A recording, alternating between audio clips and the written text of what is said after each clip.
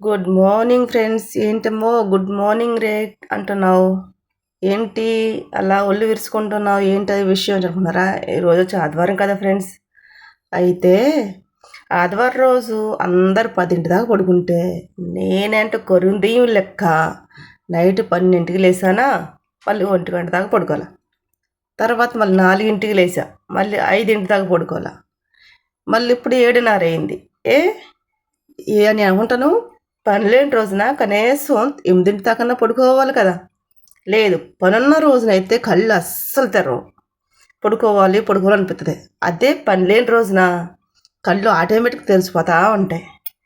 ఏంటోనండి, నాకు ఇక్కడ ఈ బాధలన్నీ చూస్తూ ఉంటే నాకు అనిపిస్తుంది ఒక్కొక్కసారి ఇంటికి వెళ్ళిపోతే మంచిదే కదా అని. నిద్ర శుభ్రంగా తగ్గుతుంది. ఇంకొక విషయం తెలుసా? నిద్ర ఆరోగ్యం అంటండోయ్, కానీ ఆ నిద్రేం మాకు లేదు కాబట్టి జుట్టు మొత్తం ఊడిపోయి చేతిలోకి వచ్చేస్తుంది. మంచిగా ఆరోగ్యంగా ఉన్న జుట్టు కావాలంటే మంచి ఫుడ్, మంచి నిద్ర ఉండాలి బాడీకి.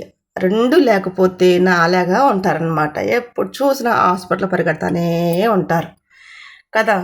మరి నాలాగా హాస్పిటల్ పరిగెత్తకుండా ఉండాలంటే ఏం చేస్తారంటే మంచి ఆహారం తీసుకోవడమే. Good morning.